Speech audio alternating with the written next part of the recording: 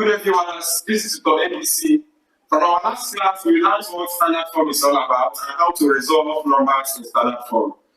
Today, we are going to be looking at addition and subtraction of numbers in standard form. How do you add numbers in standard form and how do you subtract numbers in standard form? So the first question here is 4.1 times 10 raised to the power 3 plus 3.2 times 10 raised to the power 3.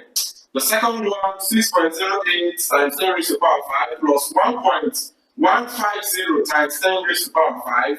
The third one, 7.43 times 10 raised to the power 6 plus 2 times 10 raised to the power 5. And then the third one is the subtraction, which is 8.43 times 10 raised to the power 5 minus 2.6 times 10 raised to the power 5. So how do we resolve this? Okay, we are going to say one thing is key here. Another thing is learn how to factorize numbers. If you have ax plus bx, if you watch this, x is here and x is here, just pick out what is common. And what is common is x, so you can simply write x bracket a plus b or a plus b bracket x, because addition is commutative.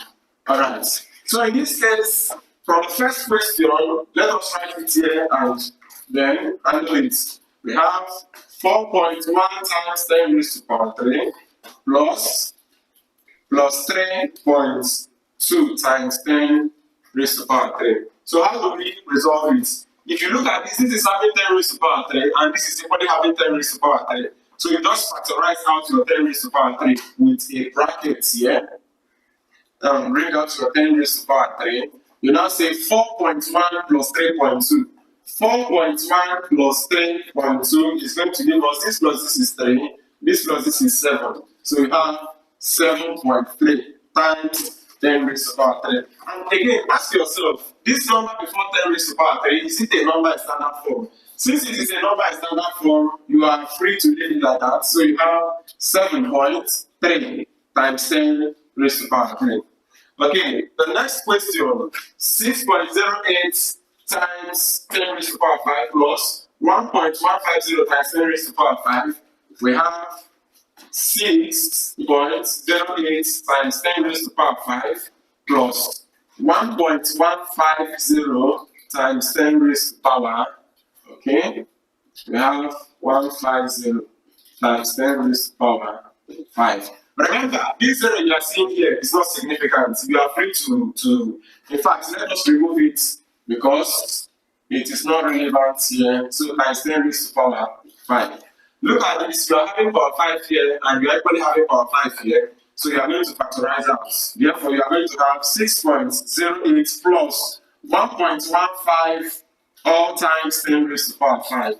Adding these two, we are going to have okay, let us represent it this way. 6.08 plus 1.15.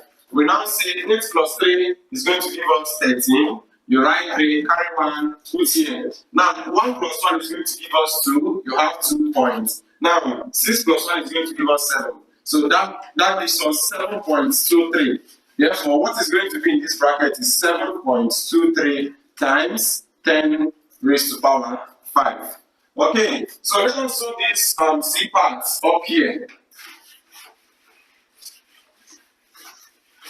7.43 times 10 raised to the power 6 plus 2 times 10 raised to the power 5. So looking at this, it is a little bit different from what we have been doing. This one is power 6 and then this one is power 5. Now I want to take you back to what you did in indices.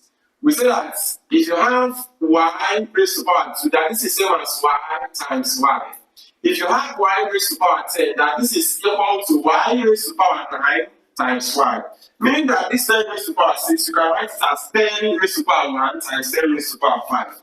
And then again, that 10, okay, let me represent it here. You have 7.43 times 10 raised to the power 6 plus I have 2 times 10 raised to the power 5.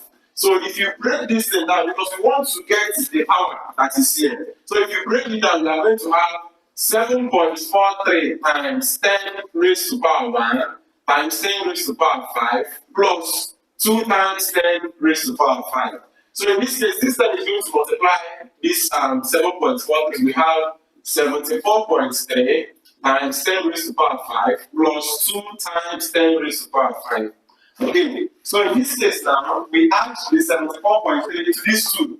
And when 74.3 is added to 2, you are simply going to, using what we did previously, you are just going to get 76.3 times 10 raised to the power 5. But ask yourself a very big question. Is this 76.3 a number in standard form? And it is not.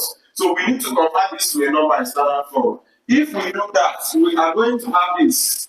We are going to have only this one alone in standard form is going to give us 7.63 times 10 raised to the power 1. And then, if you include this times 10 raised to the power 5, you have your final answer to be 7.63 times 10 raised to the power 5. Okay, in our next class, we are going to, power 6.